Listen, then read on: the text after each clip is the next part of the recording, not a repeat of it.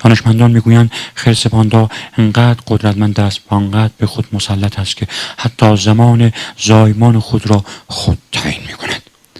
آنگاه دوست من میگفت من حتی آرق خود را نمیتوانم کنترل کنم و خیلی وقتها در میان مهمانی ها باعث آبروریزی شدم و سیلی از جملات و فحش‌های زهر مار و زهر خر نصیب بنده شده است. همانطور که در تصویر میبینید آنچه که روی جلد این بستنی عروسکی دیده میشود بسیار بسیار متفاوت از آن چیزی است که از جلد بیرون آمده است.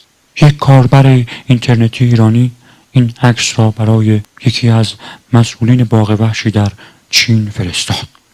خرس پاندا با دیدن این عکس زایمان خود را جلوتر انداخت و در جا زایید و همانجا مرد و گفت من حاضرم بمیرم اما این چیزها را نبینم.